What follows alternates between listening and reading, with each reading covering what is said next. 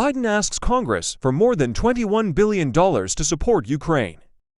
The Biden administration on Thursday asked Congress to provide more than $13 billion in emergency defense aid to Ukraine, and an additional $8 billion for humanitarian support through the end of the year.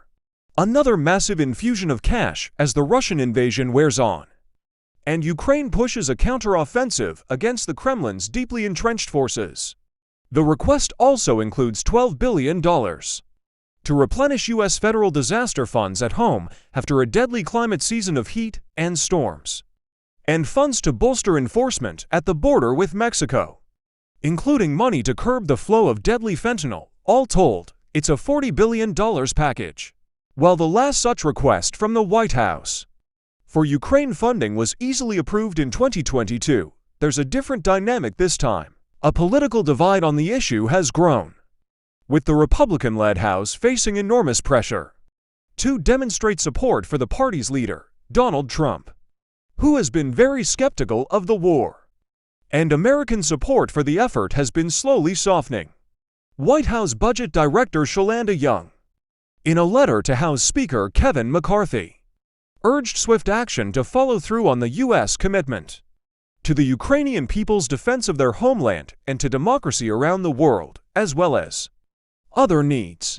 The request was crafted with an eye to picking up support from Republicans as well as Democrats, particularly with increased domestic funding around border issues, a top priority for the Republican Party, which has been highly critical of the Biden administration's approach to halting the flow of migrants crossing from Mexico.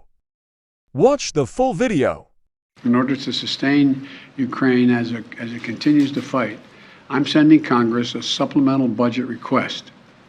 It's going to keep weapons and ammunition flowing without interruption to the brave Ukrainian fighters and continue delivering economic and humanitarian assistance to the Ukrainian people. This so-called supplemental funding addresses the needs of the Ukrainian military during the critical weeks and months ahead.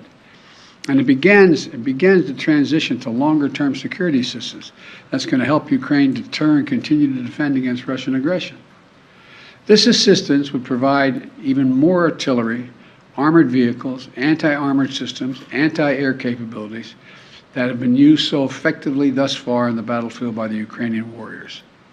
And it's going to deliver much-needed humanitarian assistance as well as food, water, medicine, shelter, and other aid to Ukrainians displaced by Russia's war, and provide aid for those seeking refuge in other countries from Ukraine.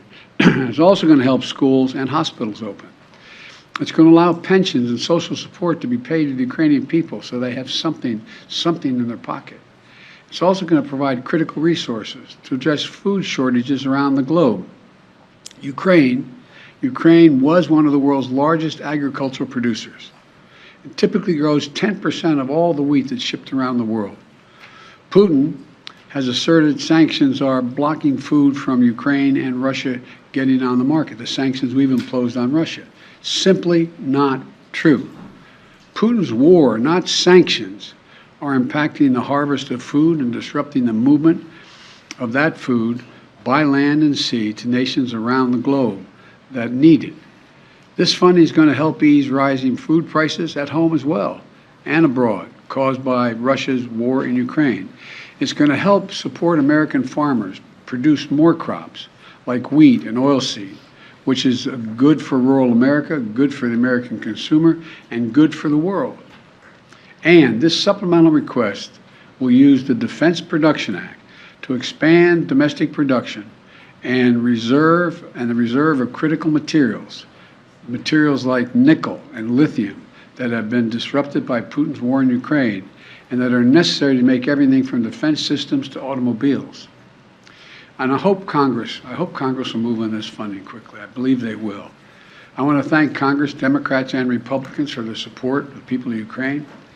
And next week, I will be in Alabama to visit Lockheed Martin plant that manufactures the Javelin anti-tank missile we've been sending to Ukraine, and to thank the American workers, thank them for producing the weapons that help stop Russia's advances in Ukrainian cities like Kyiv. Their hard work has played a critical role in ensuring Putin's strategic failure in Ukraine, and they should know that we know it.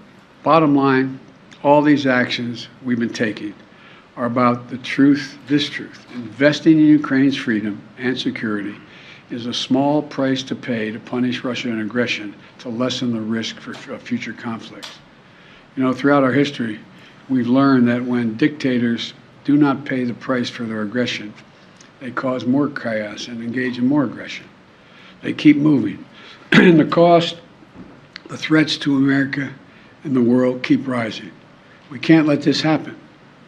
Our unity at home, our unity with our allies and partners, and our unity with the Ukrainian people is sending an unmistakable message to Putin. You will never succeed in dominating Ukraine. Thank you for tuning in today's video. We hope you found the information informative. To stay connected with us, make sure to subscribe our channel and hit the notification bell. That way, you won't miss any future updates.